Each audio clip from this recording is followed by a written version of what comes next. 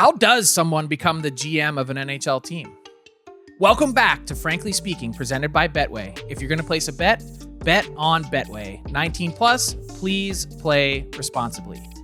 Today's guest on Frankly Speaking is Chicago Blackhawks GM Kyle Davidson, who's 36, but at the time he was named GM in 2022, was the youngest in the league at just 33. But how does someone that's didn't grow up playing hockey, even though he grew up in hockey-mad Sudbury, Ontario, how does someone rise to that post? That's the gist of today's conversation. And it's a really interesting path, as you'll find out. Someone that joined the Chicago Blackhawks as an intern right in the heels of their first Stanley Cup win in 2010, then elevates himself throughout the years to become general manager. Amazingly enough, Davidson has only been at the post for 3 seasons, but he's already the 16th longest tenured GM in the NHL. He's led the Blackhawks through their rebuild process, making a whole host of trades, accumulating different draft picks, and also has had a little bit of luck in the draft lottery as well, winning the number 1 pick and the rights to select Connor Bedard, who's the focal piece of what's brewing with the Blackhawks. Here's my conversation with Chicago Blackhawks GM Kyle Davidson. Kyle, take me back to Sudbury. You are a kid. You had a congenital heart defect that you were born with, and that required 2 open heart surgeries. So unfortunately, took hockey off the table for you from a playing perspective. How'd you get into the game?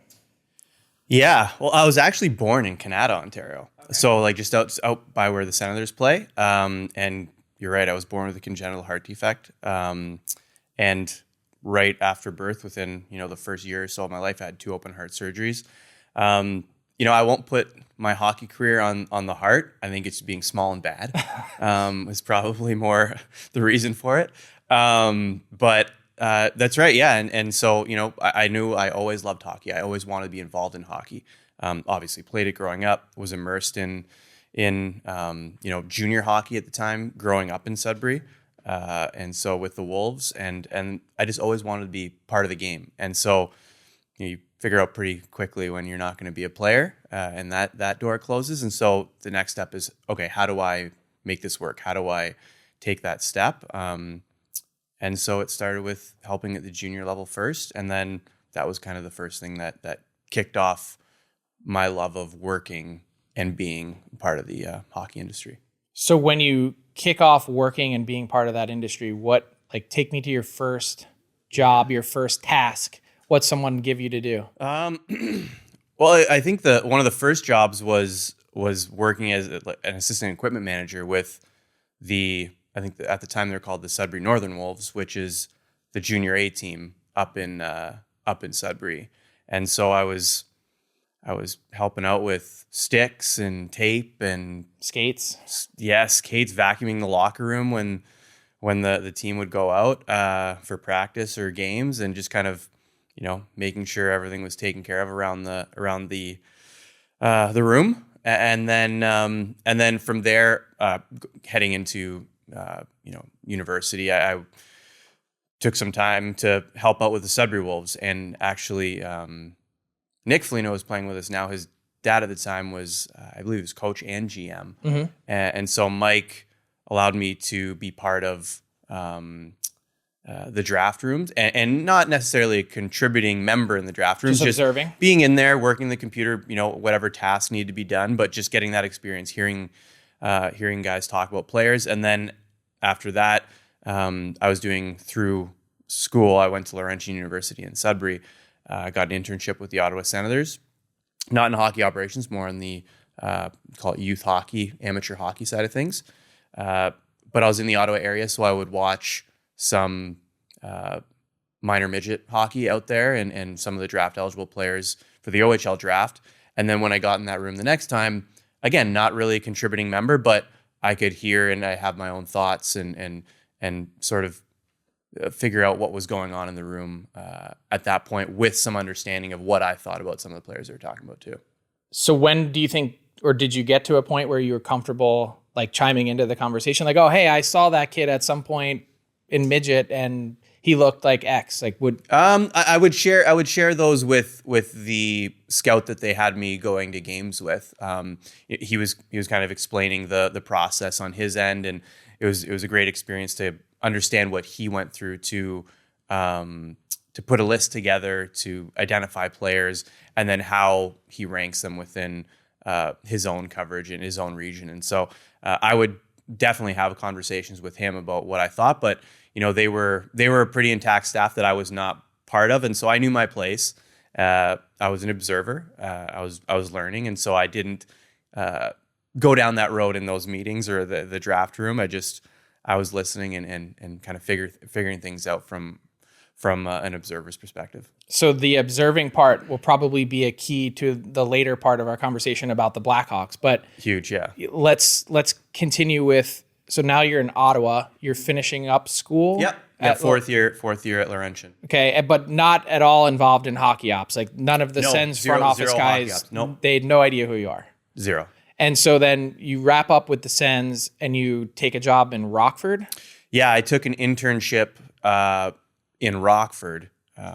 Family connection. Mark Bernard, who runs and does to this day runs the Rockford team, got me an internship where it was half sales internship, but he's like, if you just get down here and you can come kind of, be around the team and be around what goes on the hockey operations side of things. And okay, that's great. I actually had a full-time job offer with an OHL team strictly in the business side that, I want to get into hockey operations. I want to. So were you torn though? Like, hey, I got a full-time job that could pay me money. No. Or I can take an internship in Rockford in the US in a different country and have no money. No, it was a no-brainer for me. I was investing in myself. As far as I was concerned, it was an extension of my schooling. And so, this is an area I want to get into. There's a path that I can see that I can get some experience at the pro level. And so, let's just see how that goes. And so I jumped at that and moved down to Rockford. I guess it was probably mid-September 2010. Okay. And you're 22? 21, 22. I can't remember. So you're basically a recent college graduate with no money in your pocket. Zero. I had zero money. And you didn't know anyone there other than Mark Bernard, right? So like no one, you get there and how do you fit in? You're just doing a million things. Yeah. Well, it was So when I moved around, I was the team. I don't know how or what it worked out to be, but like I was, I don't know at this point, like now that I'm running an operation, I don't know how it works, but I was basically, I think they had the team or one of the corporate sponsors had like an apartment that I was basically paying the team. Like I was basically paying the team to intern for them because the rent was obviously more than I was going to be making. And it was, I can't remember if it was an unpaid internship. Maybe it was, maybe it wasn't. It was, it's a long time. Either way, negligible money. Like you're not getting zero, rich. Nothing. Yeah, nothing. And so, I got down there and long story short, I was only there for about a month and the hockey ops intern in Chicago decided to go back to grad school. He's going to go get his master's somewhere. And, it opened up and I remember Mark Bernard called me and was like, get me your resume right now. I'm in Chicago for a meeting. Like the hockey ops internship just opened up here. So I think I might have like sent him my resume on a Tuesday, I interned on a Thursday, and I got it like a day or two later. I think I met with the HR who was running the interview, and then they walked me in and I met with it would have been Stan Bowman and Kevin Cheveldayoff. I don't even remember. He probably doesn't remember me walking into the room. It's such an insignificant interview at the time, right. But he would have been in there, and I want to say Mark Bergevin may have been there too. He might have been in town for something. He was an assistant GM at the time, but and Al McIsaac, and so we met with that group, and then hey, you got the job. I think it was a little less immediate than that, but shortly after, got the job, and I moved down to the States in mid-September, and I was starting in Chicago November 1st. So it was a pretty quick flip there from moving to Rockford, then I'm moving to Chicago, And so I don't even remember what I did in Rockford. I don't think I did anything. I wasn't there long enough. Right. So then you get to Chicago, and again, you're not making any money or very insignificant money. At one point, I think you mentioned that you're like, hey, I just trained myself to not eat breakfast because I couldn't afford breakfast. I'm going to eat lunch at the rink where they provide us a team spread. Yeah. And that's kind of how you got through the day. But take me through your, like, what are your initial tasks? Like, what does a hockey ops intern get to do? What do you get your hands on?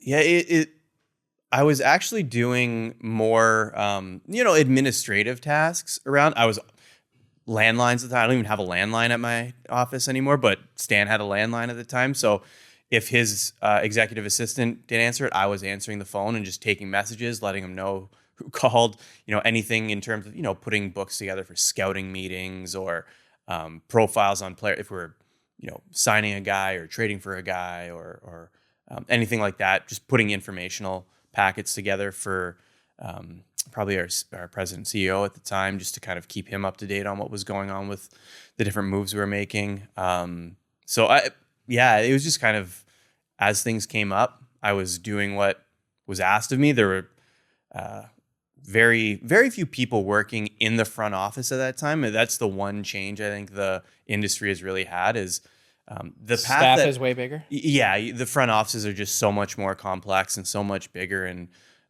could you imagine now being like a 22-year-old kid being like, yeah, I'm taking messages for Kyle. No, and putting books together like that. No, would never like happen. that. My path into the NHL on what I did, I think that door is somewhat closed.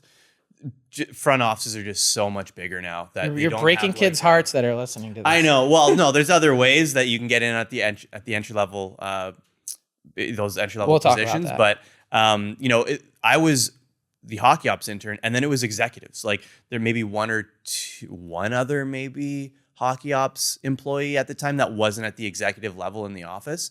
So it's just you and the execs basically. That just doesn't happen anymore, right? The front office is so much more diverse and big at this point. But it was just doing whatever was asked as it came up. Just be around, and like you said, I didn't have much else going outside of the office. I was there to work. I was there to get every bit of experience I could, and so I was available to do whatever they needed me to do. When did you transition into a full-time role? I think it was probably at the end of that season. It all mashed blends together. Oh yeah, titles and job descriptions. It just for a number of years just felt like I was doing whatever they needed.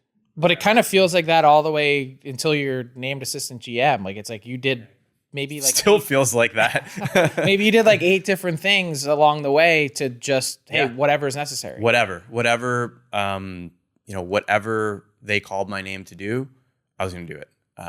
What did you like to do at the time? I like to be around. I like to be in the office. I like to be part of the team and just learn. I don't think there was any one thing. It was all amazing. It was all the best thing ever, and the team was so good. Yeah, this is the golden era of the Blackhawks. Incredible. I arrived after the first cup, and I want to say that one of my first days was when everyone was getting their rings, and so you're walking in to that environment. I took the elevator to the penthouse in terms of the quality of team I was joining, and so it was fun. Like you went to watch the games every night, and this was an incredible team with incredible players. And as any intern or early 20-something would be that wants to break into the sport, you're just happy to be there. So let me know what you need from me. I'll do it. You ever feel like an interloper? Like just someone that's just sitting there like, hey, I don't really belong here. Like, I hope no one notices I'm here. Like, you ever get that feeling? Because as an intern who had done a bunch of different things myself, like I was like, oh man, like am I supposed to be here? Like, is someone going to kick me out now? No, when you're binding 45 scout books at 50 pages a piece, and you're like, yeah, there's no way anyone else is doing this. You feel like you're playing a role that you're in the right spot. And so, but having said that, I think the access and the opportunity to be in the meetings I was in and sit in on the discussions around team and draft, that I was given the opportunity to do. At that point, yeah, you fly on the wall.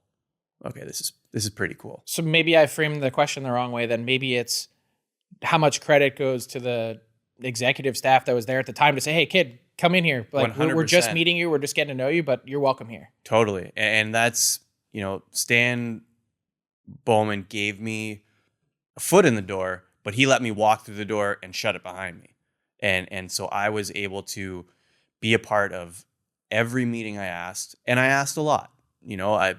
I was there to experience. I wanted to learn, and I don't know how many times I was told no in terms of experiencing things, sitting in the room.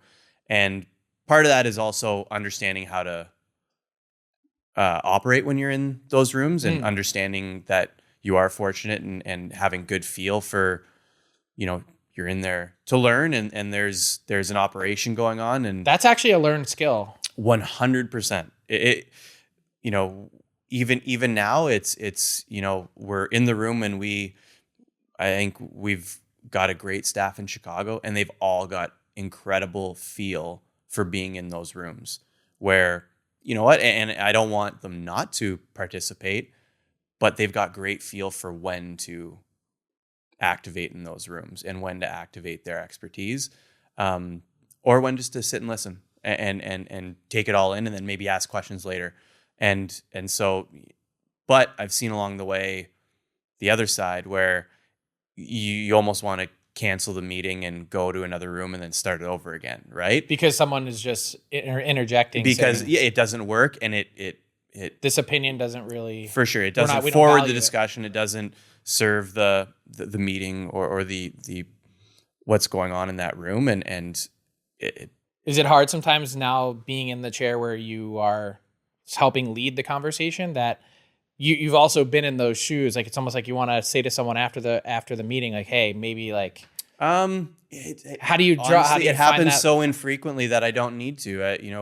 The people that we have in the meetings and those that come into whether they're learning or experiencing these things for the first time, I think we've hired well, and they're in there and they deserve to be in there and they continue to earn the opportunity to be in those rooms because, maybe they're not forwarding the discussion, but they're observing and then they're taking that in and they're better because of it. And then as a group, we're better because next time they can potentially add something or they can take that back to their work and make their work better. And so it's not something I've really had to do because, we've got people that have that feel and have that skill to be in those rooms and know when to speak up and know when to listen and how to forward the conversation. So when you're part of, observing for a long time and you're with these executives and the more meetings you're in, the more comfortable they are with you and working with you. When do you think, at what point in your tenure in Chicago did they start to invite more conversation from you, or when were you brought in? When did you know the time was right to say, hey, I can contribute here?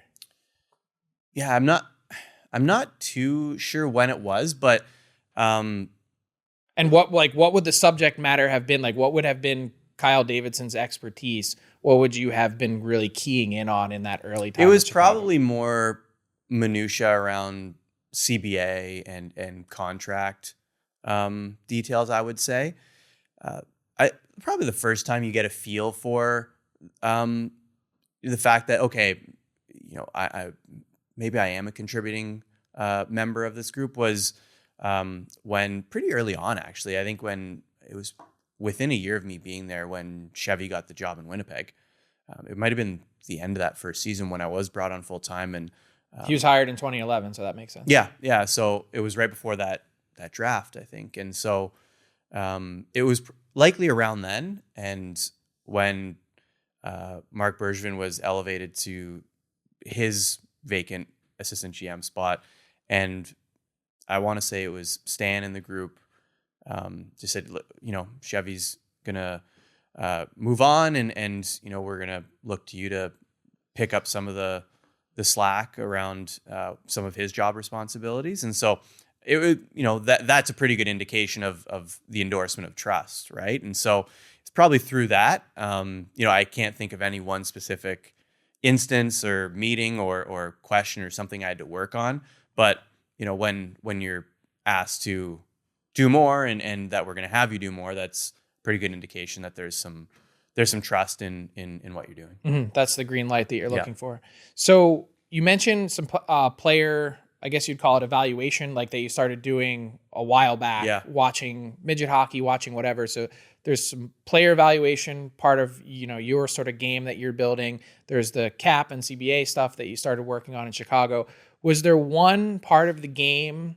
Was there one sort of hole in your game that you were like, hey, I don't know anything about this, or I don't know very much. I got to learn a lot more. At the time, probably not. No, I think I wanted to continue to grow everything. I think the one thing that would develop even into today would be the analytical side of things, where you're always trying, but it just wasn't top of mind when I started out. You're learning like everyone else is at the time. Yeah. Like analytics were coming in. Like absolutely. It wasn't a big thing. And I had a couple projects that I was working on that I guess could be considered. At the time I considered them more, coaching and management information. Just some of the things that I was tracking on video, and now after the fact, it's like, okay, that was the basics of analytics. Yeah, I was. That's what that was.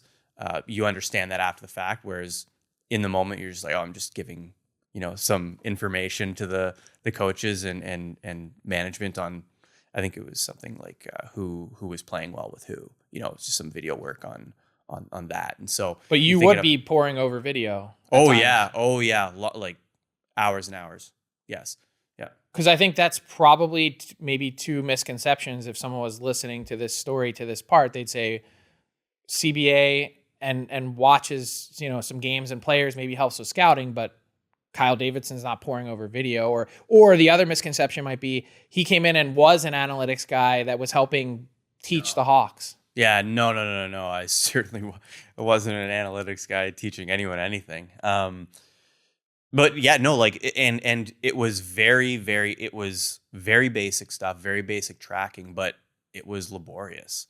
And so I was watching, like, each game would take 4 hours, 5 hours, like work, because you're stop, pause, write track, down, in Excel or something. And you're tracking and then stopping and then, okay, what am I classifying this as? And so it took a lot of time. You're watching a lot of your video. Like it was pretty extensive. It's another thing that someone today probably wouldn't have to pour over. Like there's AI for that. No, we can automate that for sure. There's no, if you're not saying to someone in your staff, hey, go watch this game for 5 hours and track every detail, it'd be crazy. People would laugh at you. Yeah, that's gone. Yeah. Crazy. So when did you, I know that you were officially promoted to assistant GM in 2020 or 2021. Yeah. What were you doing on the way up to that from like, hey, generalist that, or were you always a generalist? I think I was always a little bit of a generalist with more of that. It was the CBA and the nuances around, whatever, the paperwork, the rules, the cap, the contracts. That was definitely my responsibility as assistant GM. That was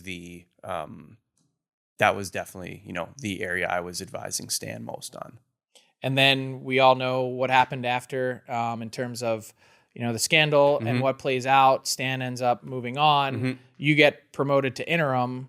And oh, by the way, one of your first tasks, maybe a couple weeks into being interim, is, hey, you got to make a decision on the coach here. Yeah. What was that period of time like? I mean, sure, just hectic in terms of the overall transition of the entire organization. Like you think about all the names that you started with, and some of them were gone in relatively short order, but Kevin Cheveldayoff, then Mark Bergevin, then Stan has this long run, and then all of a sudden you turn around, Stan's gone, and you go, I was an intern here, and now I'm the last guy standing. Yeah, it was... aside from Norm, who's been there with you.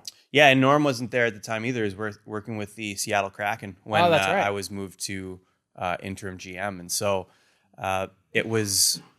I think I the change happened and whatever in the morning and in the afternoon, and I was just like, I think I looked over and it was Megan Hunter and I didn't know what was going on.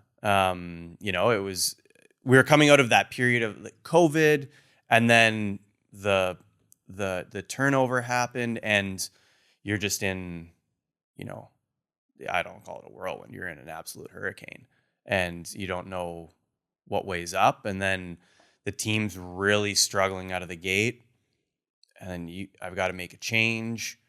And so it's, it was, I honestly, I don't remember all that much about the time. It was just so hectic and so many things flying at you that you didn't see coming. And now you're running the whole operation now, from just kind of, helping in your little pocket. And then, so it was a, even right through to when I got the full-time job, it was, you're just trying to manage whatever you can in this hurricane of changing events, of uncertainty, of is this going to be my job? Do I even have to worry about it? You're going through an interview process, and that was a long period of time. I think the change happened in November, October, late October.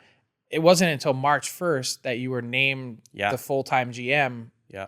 So that period of time, you're just continuing on as you sort of would, running the team, but at the same time going, is this actually going to be my job? You're running into almost parallel tracks, right? Where, and you don't want them to intersect, because then it'll impact your job and taking care of, you have to put your own personal, I don't even know if it's wants, ambitions needs, or wishes, like, you're thinking about your family, you're thinking about everything, right? And so, okay, I've got this job that I need to do for the organization, and I have to do that to the best of my ability with all of my attention and care.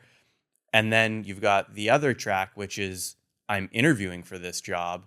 Yeah, I want to do well to show I can do the job, but I also want it. And then if it doesn't go my way, then what? And the Blackhawks took an unusual step at the time too, of they announced some of the candidates. I don't know that I've ever seen a team do that before or since, but so you're seeing the press releases as they go out. Oh, and yeah. You're going, yeah. Oh, hey, that guy was in interviewing I'm walking today. down the street in Vegas. I remember where I was specifically whenever they would announce them, because it was like getting hit with a baseball bat. I bet. A little bit. Yeah, it was. I have this job and I'm interviewing for this job. And oh wait, they just announced that someone else is interviewing for this job. Yeah, people they would announce. I remember I was walking down the street in Vegas and they announced they interviewed me, and I was like, all right, yeah, I know. And that would like be kind of obvious, right? It's an interesting way to do things, and you know what, I understand the rationale. It doesn't make it any easier on me or like someone else doing, but the thing is that I was interviewing to keep doing what I was doing, right? So it was unique from that perspective. If it was Jeff Greenberg or like Eric Tulsky interviewed for it, and I think Eric was released the same day as myself, I want to say. I think that was the thing I remember. So Eric, of course, now is the GM in Carolina. Jeff then later came to work for you and is now the GM of the Detroit Tigers? Correct. Or is he the president? He's GM of the Detroit Tigers, yeah. And they went on an unbelievable run this year. Crazy run. And you guys kept in touch throughout the whole yeah, time. For sure. Yeah, no, Jeff's a really, really good friend. And so, but it was just a very, very unique experience that went, looking back when you explain the timeline, it went pretty long. I didn't realize it was that long, but you get conditioned. You're in this, you're doing it, and we're going to do the job and get through it. And you try and put your own personal stuff to the side, because the organization, the players, and the staff, they come first.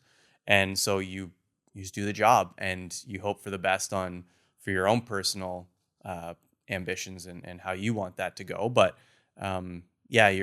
you're very cognizant of the fact of, there's a lot of people that would probably want that job. And so, would kill for that job. Yeah. You're just for all intents and purposes, you're just a seat holder until they until a decision's made on who's going to take that job.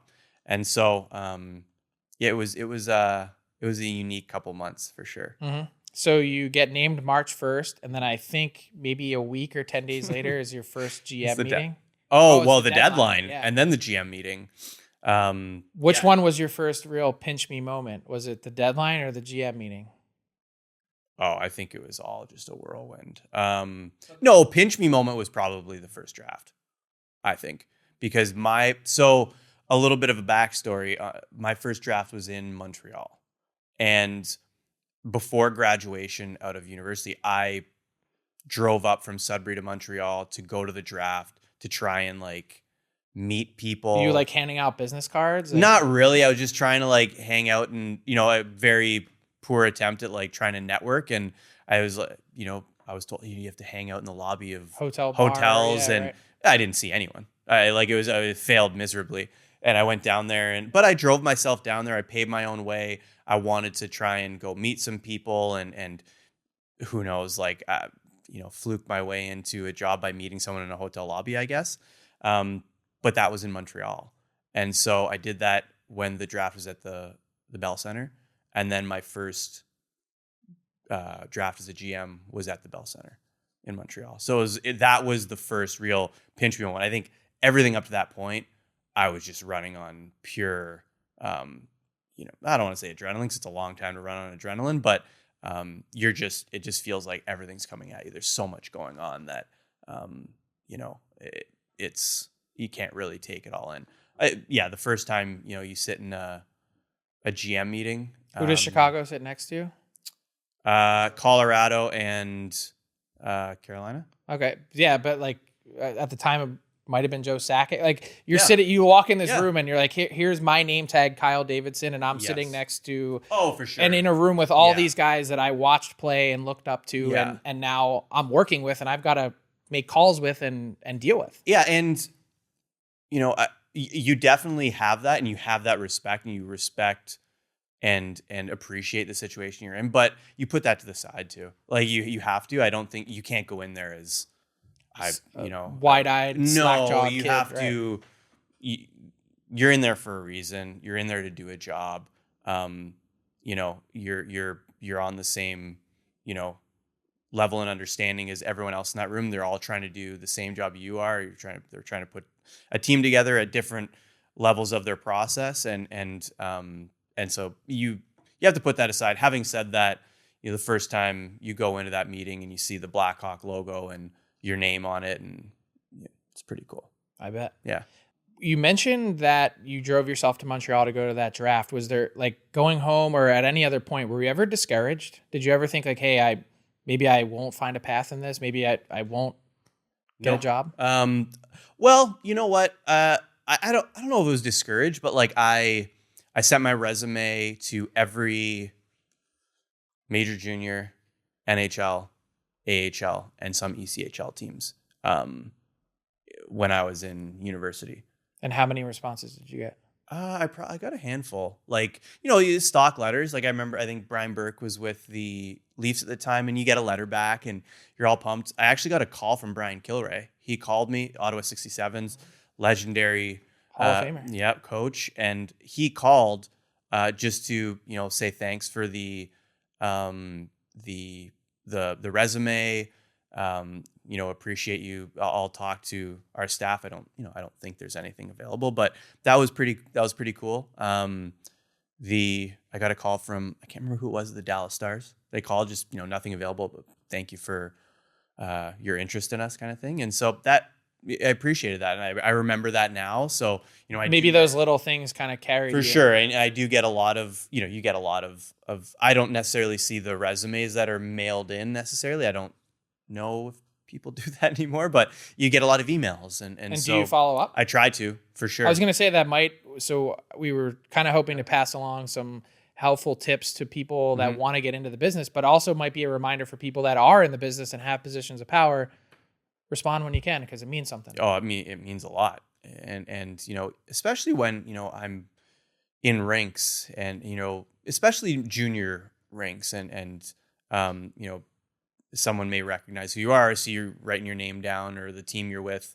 at sign in and they want to talk and just kind of pick your brain on, and you always try and give people your time, because I was that person at one point, right? I just want a minute, just give me a minute. And even if it's not like there's no, very rarely can I give someone a foot in the door, right?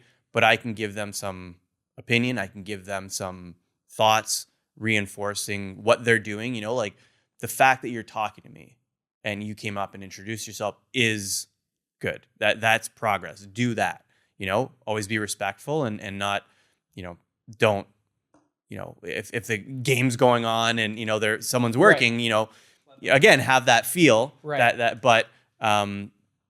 but speak to people. Don't be afraid to go up and ask, get some opinions, get some thoughts, and just continue to try and learn and try and educate yourself on the business and how you can, in some way, get your foot in the door or just continue to make connections. So observation or observe, that's been one of the key words today. Is there one other skill that you would pass along, one other tip to a young person trying to break in today, as hard as it is? Attitude, having a good attitude, positive all the time. And because, when in a lot of these jobs, especially entering the business, your job is not going to be like, hey, we're looking to trade our first round pick for this player. Go watch that play. It's not going to be anything exciting. It's going to be binding books. But you've got whatever the job is, you've got to treat it and respect it and execute it like it is the most important, most exciting job.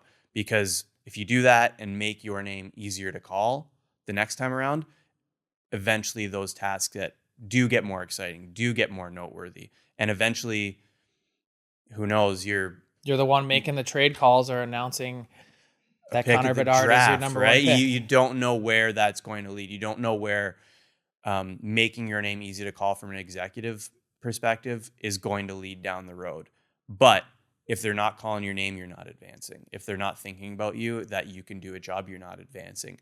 And even if it takes years, a decade, whatever it is, you know what? If you're working for a team, you're in an exclusive club. There's not many people that get to do that. And so, don't try and, get your head too far out over your skis, so to speak, when I should be doing this or I should be doing that. Keep your attitude on point and do the best you can in whatever job you're given, because eventually if you do well enough and the situation's right, it's the only way you're gonna move up to do what you really want to do. You do what you have to do what you want to do.